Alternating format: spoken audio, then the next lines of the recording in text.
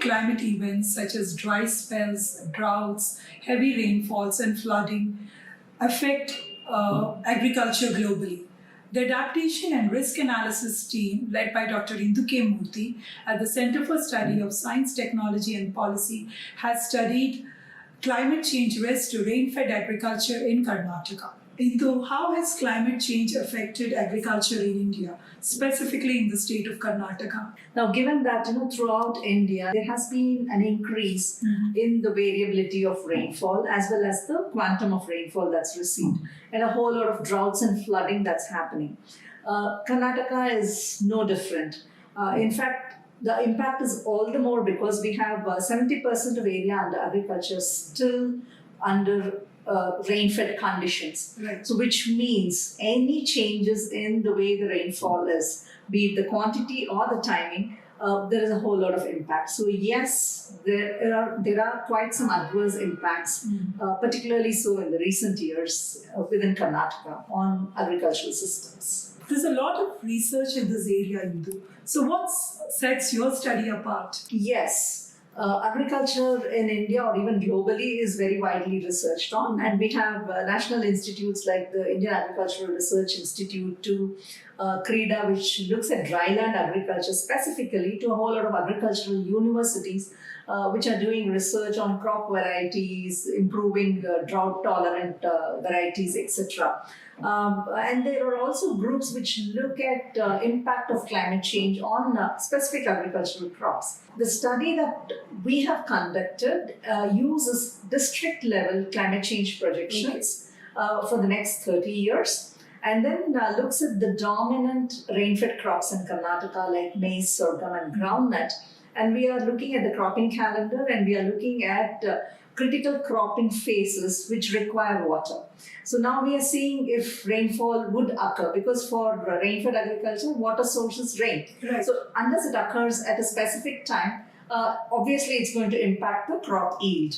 Whether it is when at a flowering stage, if there is more rain, that's an impact. Or at a pod filling stage for groundnut, when the seeds are being formed, the kernels are being formed, it requires a certain amount of rain. So these changes are something that we are trying to track in our study. So which is what I would say in agricultural research, very few people may have looked at it, but they're very limited studies. So that gap is something that we are trying to address specifically for Karnataka, a few crops of Karnataka. How does resilience building help plan for eventualities? Resilience building is like insurance, Okay. right?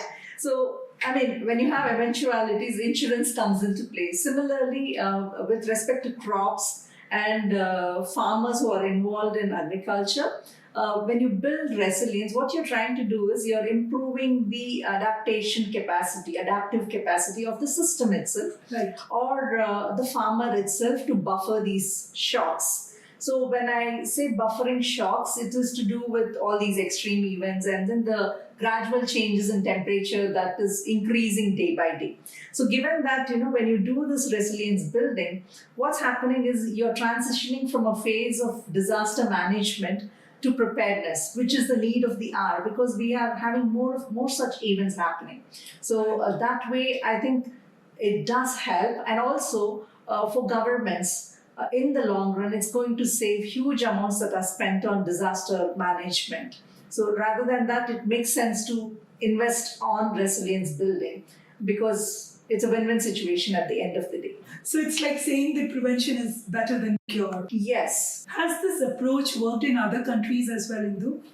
Yes, innovations in agriculture is something that's happening worldwide, and within India as well. There are pilot projects where people have tried to use, for example, weather forecasting, which is kind of, on a weekly basis or, at a time horizon that farmers require, and then try and see how to adapt the cropping pattern or field operations, agricultural operations, to align with the, say, rainfall patterns or hailstorms that are probably going to happen. So there are possibilities. There are pilot studies, and in some places they have worked, and so it makes sense to kind of try and see if they could be replicated, or we might have to come up with some new mechanisms to suit the regions that we are working in. So yes, there is a possibility to do so. What are the major findings that are emerging from the study? The major findings of the study are twofold in the sense, climate, of course, which is the basis for all the work that we are doing on climate risk assessment. So when we look at climate projections for the districts of Karnataka, we see that rainfall is projected to increase in the future, like it's been reported by studies for the whole of India as well. So now, with the increase in rainfall, one sees it as a positive outcome that we would want, especially in the drier northern Karnataka districts, which are drought prone. However, it doesn't actually rule out completely, because the variability of rainfall is a concern. So, which means there are going to be heavy rainfall events, but at the same time, there are also going to be extended dry spells, as you mentioned earlier. So, which means you can't rule out flooding, neither can you rule out drought. So, a comprehensive synergistic strategy, which is kind of ready to tackle both of these in a single district, seems to be the need. And so based on this risk assessment, what we've tried to see is, how does it impact the different crops, as I mentioned. So now the risks are multifold because they are at different stages. However, one needs to kind of try and see, you promote some proven technological interventions, some community level interventions like farm ponds and things like that. Right. Or it could also be institutional mechanisms. How do you communicate weather information, or rather the changes in the weather, to the farmers? So that's something that needs to be explored. In addition, in our study, we also suggest some innovative mechanisms such as the crop insurance that I mentioned. Now, of course, not the traditional crop insurance, because we already have weather-based crop insurance in India. But unlike that, here, it is tied to a weather trigger. Okay. So a kind of a preset, I would say a cutoff. Okay. So based on which, the farmer could directly, his claims are processed rather than he having to go through paperwork and, setting up a claim process there. Or alternatively, we are also kind of looking at opportunities for tying up, weather information to social protection programs like the NREGA program, which is the National Rural Employment Guarantee Act. So this way, there are possibilities to kind of buffer the shocks that the farmers have with respect to agricultural crop productivity as well as income.